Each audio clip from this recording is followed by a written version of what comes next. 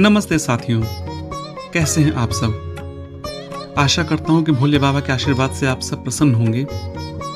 तो साथियों, सावन के इस पवित्र महीने में आज हम चल रहे हैं जिला बहराइच के प्राचीन शिव मंदिर जिसका नाम है जंगलीनाथ मंदिर, उसके दर्शन करने और भोले बाबा का आशीर्वाद लेने।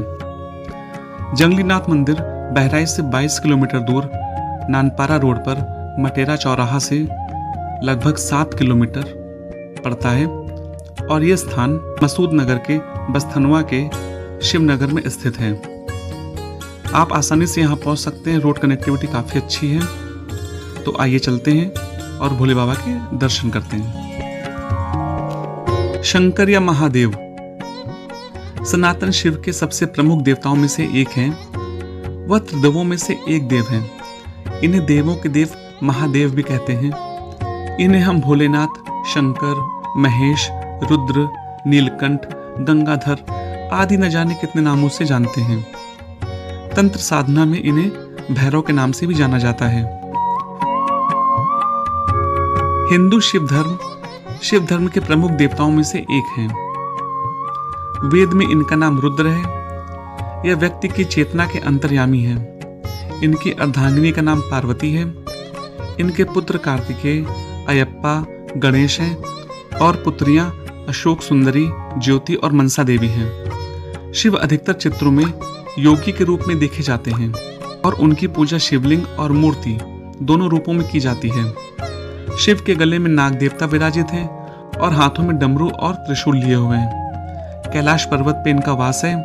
यह शैव मत के आधार हैं। शंकर जी को संहार का देवता कहा जाता है। शंकर जी सौम्य आकृति और रौद्र रूप दोनों के लिए विख्यात हैं। इन्हें अन्य देवों से बढ़कर माना जाने के कारण महादेव कहा जाता है।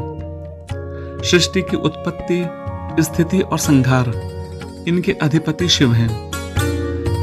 त्रिदेवों में भगवान शिव संहार के देवता माने गए हैं। शिव अनादि तथा सृष्टि प्रक्रिया आदि के स्रोत हैं और यह काल महाकाल ही ज्योतिष शास्त्र के आधार हैं। शिव का अर्थ यद्यपि कल्याणकारी माना गया है, लेकिन वह हमेशा लय और प्रलय दोनों को अपने अधीन किए हुए हैं। रावण, शनि, कश्यप ऋषि आदि इनके भक्त हुए हैं। भगवान शिव सभी को समान दृष्टि से देखते हैं, इसलिए इन्हें महादेव कहा जाता है। भगवान शिव को रुद्र नाम से भी जाना जाता है। रुद्र का अर्थ है रुत, दूर, यानी कि दुखों को दूर करने वाला। अतः भगवान शिव का स्वरूप कल्याण कारक है। जिस प्रकार ब्रह्मांड का ना कोई अंत है, ना कोई छोर और ना ही कोई शुरुआत, उसी प्रकार शिव अनादि है। संपूर्ण ब्रह्मांड शिव के अंदर समाया हुआ है। जब कुछ नहीं था तब भी शिव थे और जब कुछ नहीं होगा तब भी शिव ही होंगे। शिव को महाकाल कहा जाता है, अर्थात समय। शिव अपने स्वरूप के द्वारा संपूर्ण पृथ्वी का भरण पोषण करते हैं। इस पवित्र सावन महीने में जंगलीनाथ में भगवान शिव को जल चढ़ाने का जो हमारी इच्छा थी वो पूरी होने जा रही थी। आप एक बात ध्यान रखिएगा कि श्रावण मास में शिव पूजा में गंगा जल के साथ महादेव को प्रिय लगने वाली शमी एवं बेल पत्र को जरूर चढ़ाएं। इन दोनों ही पत्र को हमेशा डंठल तोड़कर उल्टा चढ़ाएं। सावन के महीने में भगवान शिव को दूध, दही, शहद आदि अर्पित करने के बाद जल अवश्य चढ़ाएं। ध्यान रहे, भगवान शिव को तांबे के लोटे से जल तो चढ़ाना चाहिए, लेकिन भूल कर भी उससे दूध नहीं चढ़ाना चाहिए। और सबसे खास बात यह कि भगवान शिव की सिर्फ आधी परिक्रमा करनी चाहिए और कभी भूल कर भी उनकी जलहरी नहीं लांघनी चाहिए। सावन के महीने में धन की कामना से शिव पूजा करने वाले भक्तों को पूरे मास स्फटिक के शिवलिंग की सफेद चंदन से पूजा करनी चाहिए। शिव पूजा के इस उपाय को करने पर महादेव के साथ मां लक्ष्मी की भी कृपा बरसती है। किसी भी कार्य विशेष में आ रही अड़चन को दूर करके उसमें मनचाही सफलता को पाने के लिए भोले के भक्त पूरे सावन के महीने में पारद शिवलिंग की पूजा करते हैं।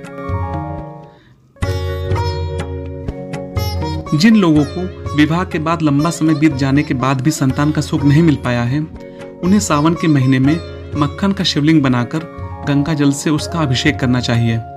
मान्यता है कि श्रद्धा और विश्वास के साथ शिव की पूजा से जुड़े इस उपाय को करने पर उन्हें शीघ्र ही संतान का सुख प्राप्त होता है। यदि आपको अब तक अपने भवन का सुख नहीं मिल पाया है या फिर आपकी पैतृक संपत्ति को पाने में बाधाएं आ रही हैं, तो आपको सावन के महीने में शहद से शिवलिंग का विशेष पूजन करना चाहिए। हम बाबा जी से जानना चाहेंगे यहाँ के महात्मा के बारे में। बाबा जी प्लीज़ बताइए। ये श्री सिद्धपीठ बाबा जंगलीनाथ महादेव का स्थान है जी। स्वयंभू है जी। निकला हुआ है जी। जिस समय पांडवों को अज्ञातवास हुआ था जी। उस समय वो लोग जगह जगह पे जा कर के और भोलेनाथ का शिवलिंग बना करके पार्थेश्वर पूजन किया जी। और उसके बाद जब ये सहट महट हो गया फिर ये पूरा जंगलात हो गया। जंगलात के बाद कुछ चरवाहों जो है यहाँ पर गांव चरा रहे थे। अच्छा अच्छा। तो उन्होंने समझा कि ये पत्थर है जी। पत्थर समझ के उस पर जो है मूंज कूटने लगे। अच्छा। जब उन्होंने मूंज कूटा तो उसमें से रक्त निकलने लगा।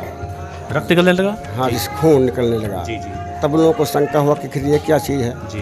फिर स्वप्न में उनको दिखाई दिया कि ये भोलेनाथ बाबा का शिवलिंग है और आप लोग इसका जो है पूजा अर्चना करिए, मंदिर बनवाइए। तभी से ये परिचित हुआ। उस समय हमारे क्षेत्र के राजा शहादत अली का राज था और उन्होंने कहा कि ये अंधविश्वास है। फिर उन्होंने वहाँ से हाथी भेजा और कहा कि उसको उखड़वाइए, लेकिन जब उसको उखड़वाने लगे तो उखड़ा नहीं। तभी से इसका ज़्यादा महत्व हो गया। और या तो यहाँ पर भोलेनाथ और माता पार्वती दोनों विराजमान हैं या फिर आपको मल्लिका अर्जुन में मिलेंगे माता पार्वती भोलेनाथ।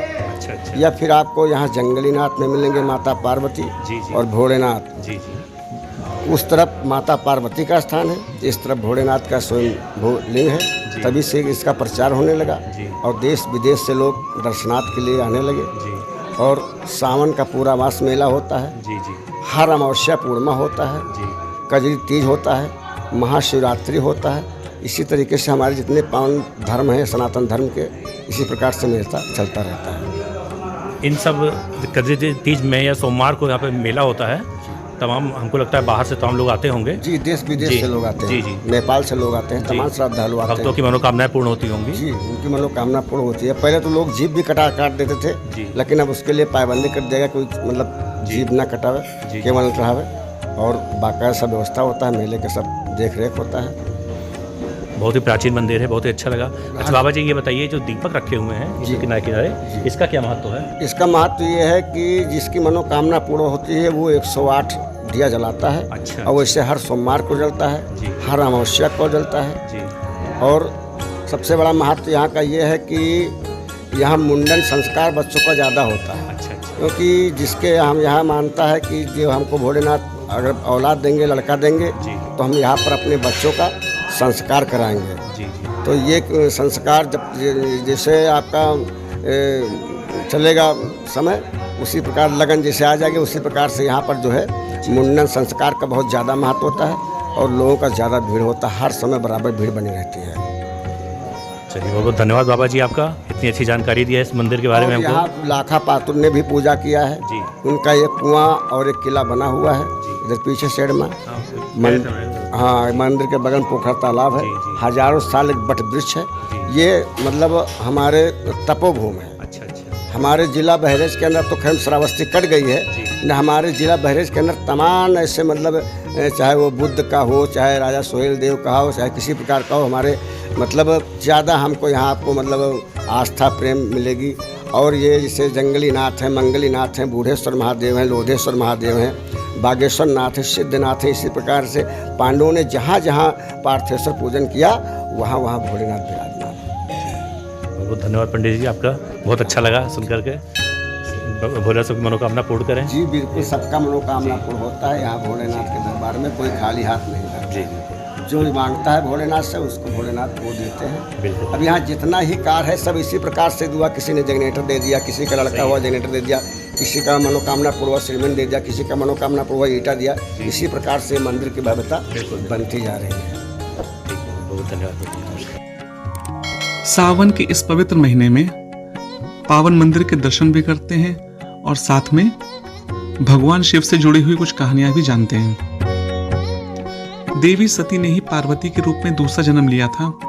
इस जन्म में भी शिव को पति के रूप में पाने के लिए वे कठिन तप कर रही थी। शिव ने पहले सप्तर्षियों को परीक्षा के लिए भेजा। सप्तर्षियों ने पार्वती के पास पहुंचकर शिव जी की बहुत बुराई की, उनके दोष गिनाए, लेकिन पार्वती अपने संकल्प पर अडिग रही। इसके बाद महादेव खुद आए। उन्होंने पार्वती जी को वरदान दिया और अंतर्ध्यान हो गए। तभी एक बच्चे की आवाज सुनाई दी। पार्वती जी जहां तप कर रही थी, उसी के पास मौजूद तालाब में मगरमच्छ ने एक बच्चे का पैर पकड़ रखा था। पार्वती वहां पहुंची और मगरमच्छ से बच्चे को छोड़ने के लिए कहा। मगरमच्छ ने अपना नियम बताते हुए इनकार कर दिया कि दिन के छठे पहर में जो मिलता है उसे आहार बना लेता हूँ। इस पर पार्वती ने पूछा, इसे छोड़ने के बदले क्या चाहोगे? मगरमच्छ ने कहा, अपने तप का फल मुझे दोगी तो मैं बालक को छोड़ दूंगा। पार्वती तत्काल तैयार हो गई, पर मगरमच्छ ने उन्हें समझाया कि वह एक बालक के लिए अपने कठिन तप का फल क्यों दे रही हैं। लेकिन पार्वती ने दान का संकल्प किया। उनके ऐसा करते ही मगर का शरीर चमकने लगा। अचानक बच्चा और मगर दोनों गायब हो गए और उनकी जगह शिव प्रकट हुए। उन्होंने बताया कि वे परीक्षा ले रहे थे। चूंकि पार्वती ने अपने तप का फल शिव को दे दिया था, इसलिए उन्हें दोबारा तप करने की जरूरत नहीं रही और इस प्रकार उन्होंने भगवान शिव को पा लिया। भगवान शिव से जुड़ी एक अन्य कहानी है कि भगवान शिव ने कामदेव को भी भस्म किया था। तारकासुर ने ब्रह्मा जी से 2 वरदान पाए थे। पहला, तीनों लोकों में उसके समान ताकतवर कोई ना हो, और दूसरा, शिव पुत्र ही उसे मार सके। तारकासुर जानता था कि देवी सती के देहांत के बाद शिव समाधि में जा चुके हैं, जिससे शिव पुत्र होना असंभव था। वरदान पाकर तारकासुर ने तीनों लोकों को जीत लिया। उसके अत्याचार से परेशान होकर देवता ब्रह्मा जी के पास गए। उन्होंने देवताओं को वरदान के बारे में बताते हुए कहा कि केवल शिव पुत्र ही तारकासुर को मार सकता है, लेकिन शिव जी गहरी समाधि में हैं। हिमवान की पुत्री पार्वती शिव से विवाह के लिए तप कर रही हैं, लेकिन वे पार्वती की तरफ देखना भी नहीं चाहते। अगर महादेव पार्वती से विवाह कर पुत्र उत्पन्न करें, तभी इस दैत्य का वध संभव है। तब इंद्र ने कामदेव से कहा कि वे जाकर शिव जी के मन में देवी पार्वती के प्रति अनुराग जगाएं। कामदेव ने पुष्प बाण ध्यानमग्न शिव जी पर चला दिया। अचानक इस विघ्न से शिव जी बेहद गुस्सा हुए और उन्होंने तीसरे नेत्र से कामदेव को भस्म कर दिया।